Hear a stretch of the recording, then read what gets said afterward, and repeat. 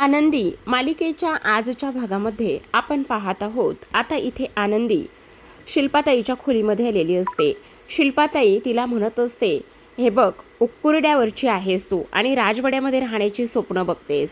तेव्हा आनंदी म्हणत असते, हे बघा, मला समजतंय तुम्हाला काय म्हणायचं आहे तर. आणि तुम्हाला एक गोष्ट सांगू का, माझ्या ह्या सगळ्या गोष्टीमुळे ना तुम्हाला थोडासा त्रास झालाय हे सुद्धा मला इकडे समजत आहे. म्हणजे ज्या ज्या पद्धतीने इथे आर्ची तुमच्या खोलीमध्ये आली आणि तुम्हाला ती तशी बोलली, त्या सगळ्या गोष्टीमुळे इथे तुम्हाला त्रास होतोय हे मला समजलं आहे. पण खरं सांगू का, मला माफ करा आणि त्याचबरोबर इकडे मी तिच्या वतीने तुमची माफी मागत आहे, असं आनंदी बोलू लागते. तेव्हा शिल्पा म्हणत असते, तिला तर मी बघूनच घेणार आहे, तिला चांगली शिक्षा मी देणार आहे. काही जरी झालं तरी मी तिला इथे ह्या घराची पुन्हा पायरीसुद्धा चढू देणार नाही, असं शिल्पा रागाने बोलत असते. तेव्हा आनंदी म्हणत असते, एक मिनिट, हे बघा, माहिती आहे आम्ही गरीब आहोत, माहिती आहे आम्ही तुमच्या एवढे पाहायचे तेवढे श्रीमंत नाही आहोत, पण तुम्हाला एक गोष्ट सांगू का शिल्पाताई, संगमरवरी दगडाची किंमत आम्हाला नसेल किंवा संगमरवरी दगड आम्ही विकत नाही घेऊ शकत. पण तुम्हाला एक गोष्ट सांगू का, जर संगमरवरी दगडावर इथे जर गाईचं शेण पडलं तर त्याची गौरी होते आणि गाईच्या शेणाची गौरी झाल्यानंतर ती वाळल्यावर तिचा धूप म्हणून स्वीकार केला जातो आणि ती श्रीमंताच्या घरीसुद्धा तीच धूप इथे लावण्यात येते. ही गोष्ट मात्र तेवढीच महत्त्वाची आहे, हे मात्र तुम्ही विसरू नका, असं ती बोलत असते.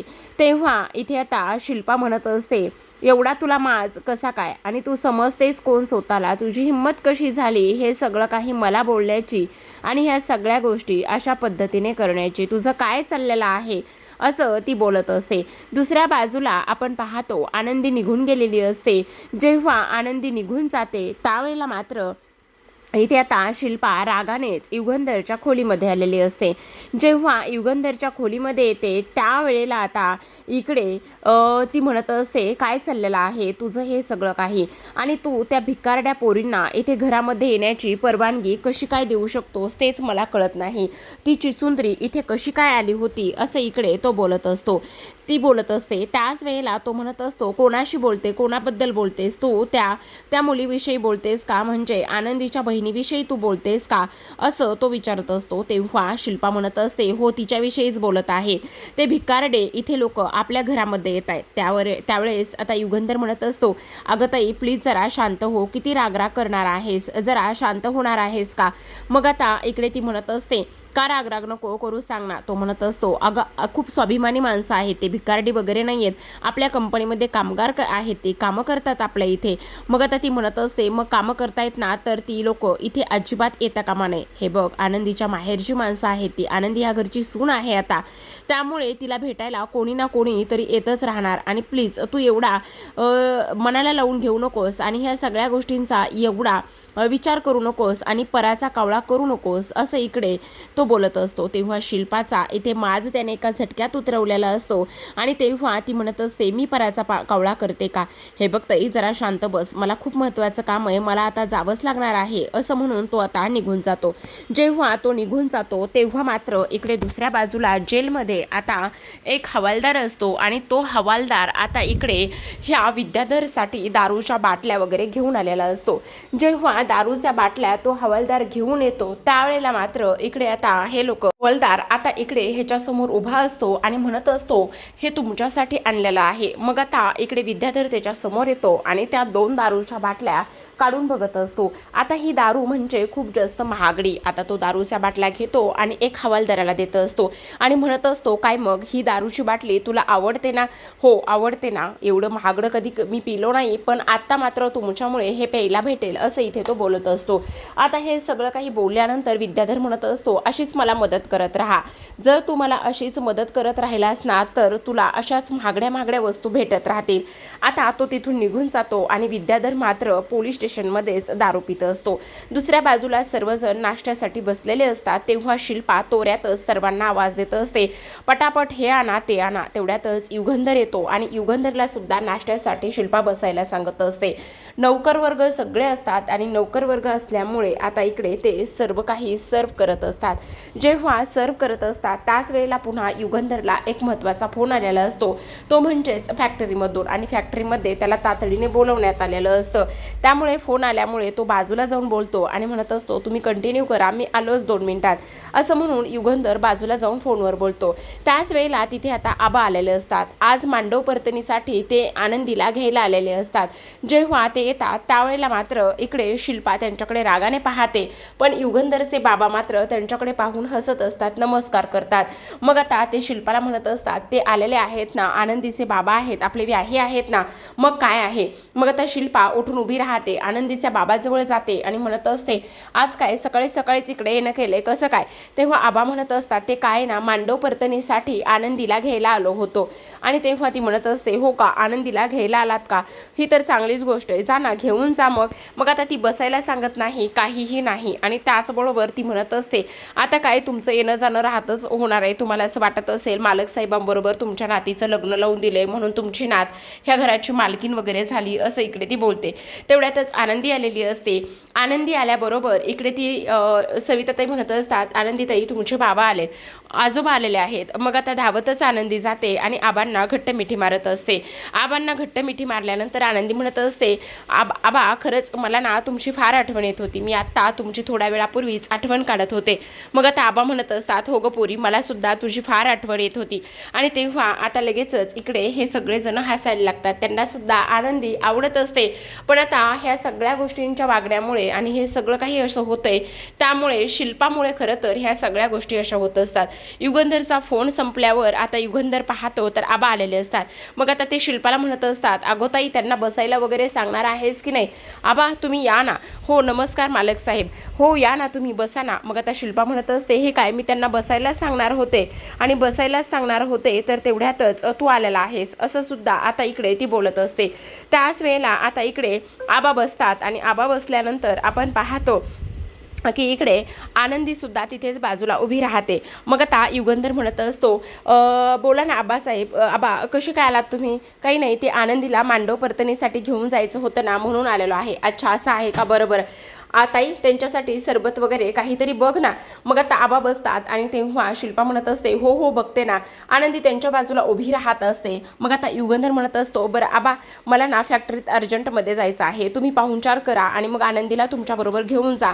आणि ताई आणखी एक गोष्ट लक्षात ठेव, आनंदीला आणि आबांना असं एकट्यांनाच पाठवू नकोस, त्यांना ना इकडे गाडीमध्ये पाठव आणि गाडीमध्ये ते दोघेजण सोबत जातील, आपल्या ड्रायव्हरला त्यांना सोडवायला सांग. मग आता शिल्पा म्हणत असते, हो आनंदी जा तुझी बॅग भर, असं म्हणून शिल्पा आनंदीला पाठवून देते. आणि त्यानंतर आता युगंधर तिथून निघून जातो. मग आता इकडे सरबत वगैरे बनवून आणायला सांगितलेलं असतं, कारण शिल्पाला आता इथे ह्या सगळ्या गोष्टी कमीत कमी ह्या लोकांमुळे तरी कराव्या लागणार असतात. मग आता ही शिल्पा लगेचच इथे सरबत जेव्हा आबांसमोर येतं तेव्हा मात्र लगेचच ती तो ग्लास पकडत असते, कारण तिला ते सरबत त्यांना पिऊ द्यायचं नसतं, म्हणून ह्या सगळ्या गोष्टी सुरू असतात. आता आनंदी बॅग भरायला जाते आणि ती तो सरबताचा ग्लास पकडते. आबा थरथर कापत असतात आणि त्यांना विचार मनामध्ये येतो की आता ह्या माझ्यासोबत काय करतील, काय बोलतील, हे तर मला कळायला सुद्धा मार्ग नाहीये. पण तरी सुद्धा ह्या शिल्पाताईंचा स्वभाव जरा डेंजरस आहे, जरा विचित्र आहे, असं सुद्धा आता इकडे ती बोलत असते. त्याचबरोबर इकडे आता आबा म्हणत असतात, काय झालं ताई साहेब, बोला ना काय झालं. तेव्हा ती म्हणत असते, त्याचं काय ना, तुम्हाला एक गोष्ट सांगू का, खरं तर आमच्याकडे ना असं म्हणतात की इथे ना हे जे काही तुम्ही सरबत वगैरे ह्या सगळ्या गोष्टी पिताय ना, तर म्हणजे नातीच्या किंवा लेकीच्या घरचं इकडे पाणीसुद्धा पिऊ नये, म्हणून म्हटलं तुम्हाला हे सगळं काही कसं प्यायला जमेल. तेव्हा ते म्हणत असतात, खरं तर पित नाहीत, अगदी बरोबर बोललात तुम्ही, पण त्याचं काय आहे ना, इथे मान मोडायला नको ना, म्हणून मी हे सगळं काही प्यायला तयार झालो होतो, बस एवढंच, बाकी काहीही नाही, असं सुद्धा आता इकडे तो बोलत असते, आबा बोलत असतात. आता हे सगळं काही बोलल्यानंतर ती म्हणत असते, आता तुम्ही तुमच्या नातीला घेऊनच जाताय ना, तर मग घेऊन जा. तेव्हा आबा म्हणत असतात, हो घेऊन तर जाणारच आहे, त्याच्यासाठीच तर आलेलो आहे ना मांडव परतणीसाठी. मग आता लगेचच आबा उठून उभे राहतात. तेवढ्यातच आनंदी सुद्धा आलेली असते. मग आता आनंदी आल्यानंतर आपण पाहतो इथे आता शिल्पा म्हणत असते की आता आनंदी चांगली 4-8 दिवस तू राहून येऊ शकतेस. मग आता तेवढ्यातच ती आबांचा सुद्धा थोडासा अपमान करत असते, म्हणत असते आता काय तुम्ही तुमची ही अशी आंधळी नात माझ्या भावाच्या गळ्यामध्ये बांधली आहे आणि तुम्हाला असं वाटत असेल की इकडे तुम्ही फक्त आणि फक्त ह्या प्रॉपर्टीची तिला मालकीन वगैरे करणार आणि ह्या सगळ्या गोष्टी तुम्हाला वाटत असतील. पण तुम्हाला एक गोष्ट सांगू का, तसलं काहीही आम्ही होऊ देणार नाही, ही गोष्ट मात्र तेवढी लक्षात ठेवा. मग आता आनंदी बॅग भरून आलेली असते आणि म्हणत असते आबा निघायचं का. मग आता आबा म्हणत असतात हो निघूया ना. तेवढ्यातच आता धनश्री आलेली असते. धनश्री म्हणत असते आनंदी थांब. आता आनंदी थांब असं म्हटल्याबरोबर इथे आनंदी पाठीमागे वळून पाहते तर काय, आता ती म्हणत असते अगं तुझी ही काठी, कारण तुला ह्या काठीची फार जास्त गरज आहे ना, कारण तुला ह्या काठीशिवाय दिसत नाही ना, तुला चालता येणार नाही ना, असं ती बोलत असते. तेव्हा आनंदी तिला म्हणत असते खरंच धनश्रीताई मनापासून धन्यवाद बरं का, थँक्यू, तुम्ही माझी ही काठी मला परत दिल्यामुळे अगदी मनापासून धन्यवाद बरं का, असं सुद्धा आता इकडे ती बोलत असते. आता हे सर्व काही बोलल्यानंतर शिल्पाला मात्र धनश्रीचा राग येत असतो. आता आनंदी ती काठी घेते आणि आबांना म्हणत असते आबा आता निघायचं का आपण. मग आता इकडे आबा म्हणत असतात हो चल. मग शिल्पाने इथे त्यांना त्यांच्यासाठी गाडी पाठवलेली नसते किंवा काहीही नसतं, बिचारी आता आबांबरोबरच निघालेली असते. आता दुसऱ्या बाजूला आपण पाहतो की इकडे ती निघून गेल्यानंतर मात्र शिल्पाला धनश्रीचा राग येतो. शिल्पा धनश्रीवर सुद्धा ओरडून बोलत असते. ती म्हणते काय गे धनश्री, तुला गोष्टी लक्षात येत आहेत का. तुला मी सांगितलं होतं ना की काही जरी झालं तरी हे सत्य इथे युगंधर समोर येता कामा नये. आनंदी आंधळी आहे हे सत्य कोणालाही समजता कामा नये. ही गोष्ट तुझ्या लक्षात नाही आहे का, आणि तू का अशी वागलेली आहेस, का ह्या सगळ्या गोष्टी उगाचच इथे समोर आणलेल्या आहेस. मग आता ती म्हणत असते त्याचं काय आहे ना, तुम्हाला एक गोष्ट सांगू का, ह्या आनंदीमुळे माझा संसार उद्ध्वस्त झालाय. ताईसाहेब जेवढी आनंदी तुम्हाला या घरामध्ये नको आहे ना, त्याहूनही कित्येक पटीने जास्त मला ही आनंदी माझ्या संसारात आणि माझ्या या घरामध्ये नको आहे, असं सुद्धा आता इकडे ती स्पष्टपणे बोलत असते. हे सगळं काही बोलल्यानंतर ती म्हणत असते जर माझ्या संसाराचा कुणी इकडे अशा पद्धतीने बाजार मांडलेला असेल, माझ्या संसारावर कुणी जर नजर टाकलेली असेल, तर काही झालं तरी सुद्धा मी तिचा सुद्धा संसार हा सुरळीत होऊ देणार नाही, आणि आनंदी आणि त्याचबरोबर युगंधर भाऊजींचा दोघांचाही संसार मी इकडे सुरळीत होऊ देणार नाही, असं ती इथे स्पष्टपणे बोलत असते. आता ह्या सर्व गोष्टी झाल्यानंतर आपण पाहतो इकडे धनश्रीच्या मनाची अवस्था इथे शिल्पाला समजत असते. धनश्रीला फक्त आणि फक्त इथे काही जरी झालं तरी सुद्धा फक्त विद्याधरला इथे बाहेर काढायचं असतं, आणि त्यामुळे तिचे ते सगळे काही प्रयत्न सुरू असतात. दुसऱ्या बाजूला आपण पाहतो आता इकडे शिर्के आलेला असतो. आता शिर्के आल्यानंतर इकडे युगंधर म्हणत असतो हां बोला काय झालेलं आहे. तेव्हा शिर्के म्हणत असतो तुम्हाला मला एका गोष्टीची आठवण करून द्यायची आहे. तेव्हा युगंधर म्हणत असतात का काय झालेलं आहे, माझ्याकडून काही चुकलंय का, म्हणजे काही एखादी मीटिंग वगैरे ह्या सगळ्या गोष्टी राहिल्यात का. मग आता शिर्के म्हणत असतो नाही तसं अजिबातच नाही. हे बघा मालक साहेब, मला माहिती आहे तुम्हाला मी ही गोष्ट सांगायला गरज नाही पाहिजे, पण तुम्हाला एक गोष्ट सांगू का. हे बघा तुमचं आणि त्याचबरोबर आनंदीचा मांडव परतणीचा कार्यक्रम आहे, मग तुम्हाला तिकडे गेलं पाहिजे. तिकडे आबासाहेबांच्या घरी तुमची सगळीजणं वाट पाहत असतील, तुम्ही तिकडं गेलं पाहिजे. हे बघा असं करू नका, त्या सगळ्या गोष्टीमध्ये त्या लोकांची काय चूक आहे, तुम्ही असं का करताय. त्याच वेळेला आता इकडे शिर्केवर युगंधर चिडतो आणि म्हणत असतो एक मिनिट शिर्के, तुमची ही बोलायची हिंमत कशी झाली, तुम्हाला काय वाटलं मी तिकडे मांडव परतणीसाठी जाईल, अजिबातच नाही, ते शक्यच नाही. मी तिकडे का आणि कशामुळे जाऊ, अजिबातच नाही, ते माझ्याच्याने शक्य होणार नाही, आणि मला तिकडे तुम्ही जायला सुद्धा नका सांगू, असं तो बोलत असतो आणि शिर्केला गप्प केलेलं असतं. पण प्रेक्षकांनो इथे मात्र शिर्के चांगलीच युगंधरची कान उघडणी करताना सुद्धा उद्याच्या भागात दिसणार आहे. इकडे आनंदी आता आबांबरोबर घरी जाऊन पोहोचलेली असते. आर्ची आणि त्याचसोबत आरती ह्या दोघींनी सुद्धा तिच्या स्वागताची जय्यत तयारी केलेली असते. जेव्हा ती घरी येते तेव्हा तिच्यावर फुलांचा वर्षाव केला जातो, तिचं औक्षण करून तिला घरामध्ये घेतलं जातं, आणि तेव्हा आनंदीला फार जास्त आनंद होत असतो की आपल्याला इथे आता घरामध्ये घेतलंय, त्याचबरोबर इकडे आपलं ह्या पद्धतीने स्वागत केलं जातंय. आणि तेव्हा आनंदीचं औक्षण करून तिच्यावरून भाकर तुकडा ओवाळूनच आता आनंदीला आतमध्ये घेतलं जातं. जेव्हा आनंदी आतमध्ये येते त्यावेळेला मात्र आर्ची आणि आरती ह्या दोघी जणी तिला घट्ट मिठी मिठी मारत असतात आणि दोघी जणी घट्ट मिठी मारल्यानंतर आपण पाहतो की आता इकडे लगेचच आर्ची म्हणत असते, बापरे, एकदाची आनंदीताई घरी आली. घरी आल्यामुळे मला तर फारच जास्त आनंद झाला आहे, असं सुद्धा ती बोलत असते. त्याच वेळेला आपण पाहतो की इकडे आबा म्हणत असतात, बरं बरं चल आर्चे, हे सगळे जे काही फुलं आणि ह्या सगळ्या गोष्टी पाडून ठेवल्यात ना, पसारा करून ठेवला ना, हे सगळं आवर, चल झाडू मार बरं पटकन. मग आता ती म्हणत असते, काय हे आबा, एखादं बारकं लेकरू दिसलं की त्याला लगेचच इकडे झाडू मारायला लावायचं का बरं? तुम्ही पण ना माझ्यावर अन्यायच करताय बघा, लहान आहे ना मी सगळ्यामध्ये, खरंच खूप वांड झाली बरं का ही पोरगी, असं आबा म्हणत असतात. आणि आबा ह्या सगळ्या काही गोष्टी इथे बोलल्यानंतर इथे आता आनंदीला पाणी देण्यात येतं आणि आनंदीला पाणी दिल्यानंतर आता लगेचच आरती तिच्या पायाशी बसत असते आणि आरती तिच्या पायाशी बसल्यानंतर तिच्या पायाकडे तिचं लक्ष जातं आणि ती म्हणत असते, अगं आनंदी, काय झाले हे सगळं काही, आणि तुझ्या पायाला ही जखम कसली आहे, काय झाले तुला, एवढं कसं काय लागलेलं आहे, असं इकडे ती बोलत असते. हे सगळं काही बोलल्यानंतर आता लगेचच आनंदी म्हणत असते, अगं त्याचं काय झालंय ना आरतीताई, तुला एक गोष्ट सांगू का, हे बघ, त्या घरामध्ये ना सगळे रस्ते, त्याचबरोबर दरवाजे, किचन, ह्या सगळ्या गोष्टी वेगळ्या वेगळ्या आहेत ना, त्यामुळे ना मला इथे समजलंच नाही आणि तिथे ना माझ्याकडूनच काचेचा ग्लास फुटला होता आणि त्याच्यावरच माझा पाय पडला, बस एवढंच, असं ती बोलत असते. तेव्हा आरती म्हणत असते, खरं सांगायलीस ना तू हे? हो ग बाई, मी खरं सांगायली, मी खोटं का बरं सांगेल, असं सुद्धा ती बोलत असते. आता इकडे आर्चीला ते सांगत असतात, बरं चल चहा पाण्याचं वगैरे बघ बरं. मग आता लगेचच इथे आर्ची त्यांच्या बाजूला जाते आणि आर्ची त्यांच्या बाजूला गेल्यानंतर ती इकडे आबांची कंप्लेंट करत असते. आता हे सगळं काही होत असताना आपण पाहतो इकडे दुसऱ्या बाजूला मात्र ती म्हणत असते, काय गे, तू तर तिथे वाड्यावर सुद्धा आली होतीस. हो मी आले होते, पण तुला एक गोष्ट सांगू का, त्या शिल्पाताई जरा आगावच आहेत की नाही. तेव्हा लगेच आता ती म्हणत असते, नाही हे बघ आर्ची, असं मोठ्या माणसाबद्दल अजिबात बोलायचं नाही, त्या आहेत थोड्या कडक शिस्तीच्या, पण तुला एक गोष्ट सांगू का, त्यांचा स्वभाव मात्र फार छान आहे. आणि तेवढ्यातच आता इकडे हे सगळं काही बोलत असताना ती म्हणत असते, हो पण काय ग ताई, मला एक गोष्ट सांग, तुझी आणि त्याचबरोबर मालक साहेबांची खोली कशी आहे बरं? तेव्हा ती म्हणत असते, आहे ना, छान आहे. खरं खरं सांगतेस ना, छान आहे? मग हो ग बाई, खरं खरं सांगायले खूपच छान आहे. अगं मी तर बघितले, मी आले होते ना तेव्हा मला मालक साहेबांची खोली फार आवडली, असं सुद्धा इकडे आता ती बोलत असते. आता हे सगळं काही बोलल्यानंतर आपण पाहतो इथे आता आबा सुद्धा म्हणत असतात, आनंदी खरं खरं सांग, इथे त्या शिल्पाताईंचा स्वभाव थोडासा कडक आहे का ग? म्हणजे त्या तुझ्याशी व्यवस्थित वागतात, बोलतात ना ग, काही प्रॉब्लेम तर नाहीये ना ग? असं सुद्धा आता इकडे ती बोलत असते.